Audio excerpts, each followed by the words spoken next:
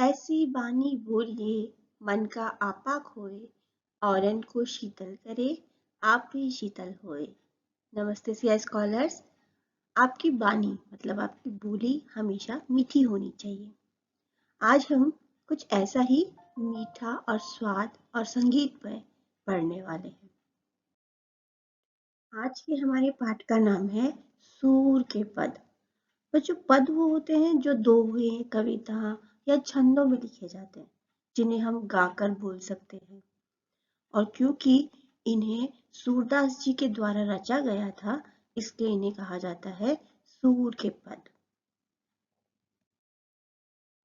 सूरदास जी कृष्ण भक्ति के बहुत बड़े कवि थे। उन्हें पूरा कृष्ण भक्त माना जाता था। उनके जन्म को लेकर भी बहुत मतभेद है, लेकिन फिर भी ऐसा माना जाता है कि उनका जन्म 1478 ईस्वी में आगरा के समीप एक रुनकता नामक ग्राम में हुआ था। उनके पिता का नाम था रामदास, गुरु का वल्लभाचार्य।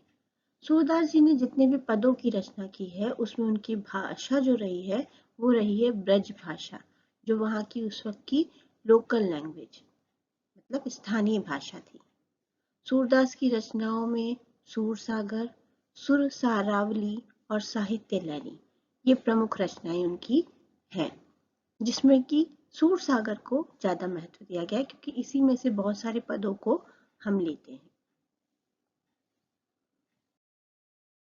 सूरदास जी के पदों में उन्होंने कुछ ऐसा कहा है। मैया कब ही बढ़ेगी चोटी, कितनी बार मुँह दूध दूध पियत भई, यह अजहू है छोटी। तू जो कहती बल्कि बेनी जो, हवे है लांबी मोटी। काढ़त गुहत नहवावत जेही, नागिन सी भुई लोटी। कांचो दूध पियावत पची पची, देती न माखन रोटी।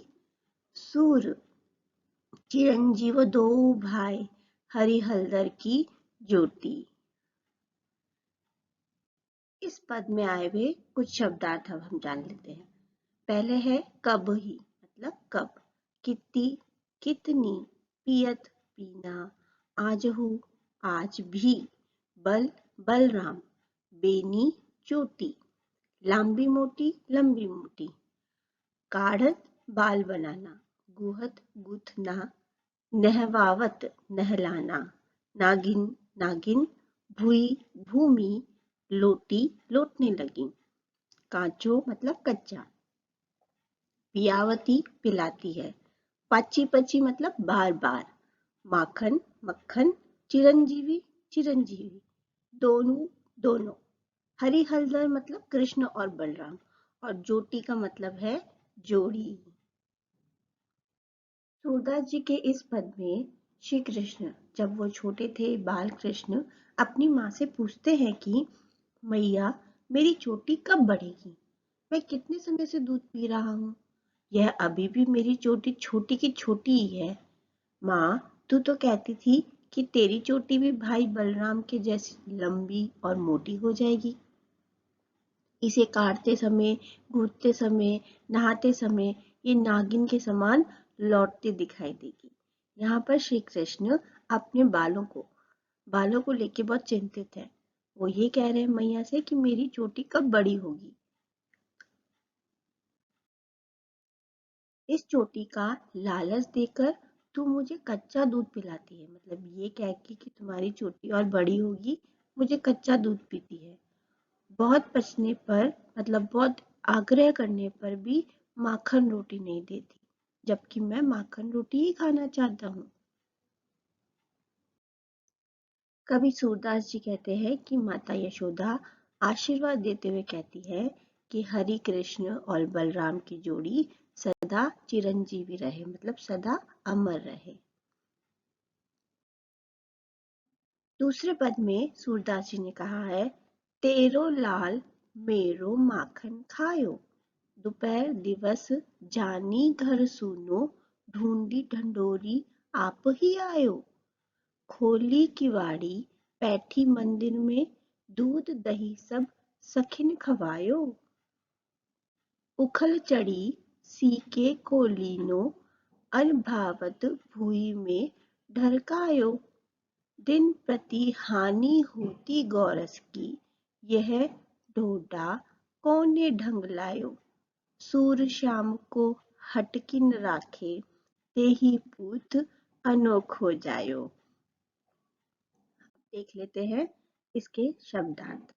लाल मतलब बेटा, माखन मक्खन, दोपहर दोपहर, ढूंढी मतलब खोज कर, आप ही अपने आप, किवारी दरवाजा, पैठी घुसकर, सखनी मतलब दोस्त और मित्र, उखल ओखली, चढ़ी चढ़ना, सीके चीका, अनभावत जो अच्छा न लगे, भुई भूमि, ढरकायो मतलब गिरना, हानि नुकसान, गौरस मतलब गाय के दूध से बने जो भी पदार्थ है उन्हें हम गौरस कहते हैं, ढोडा लड़का, हटकी हटाकर, पूत पुत्र, अनोखो अनोखा, जायो जन्म देना।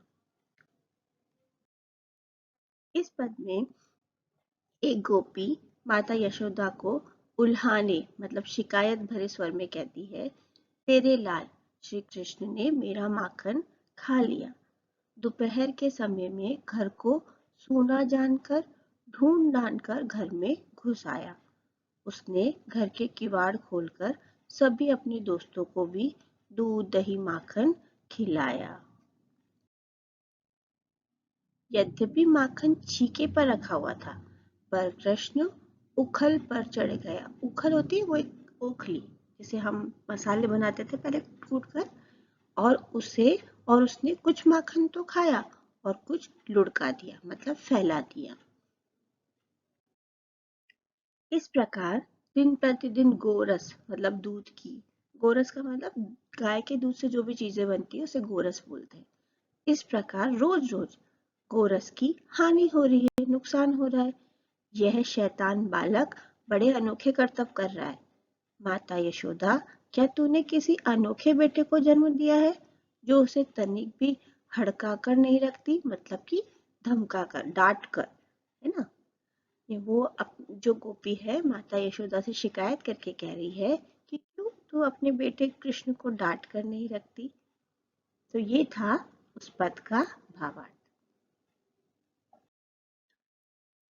अब है आज का काम।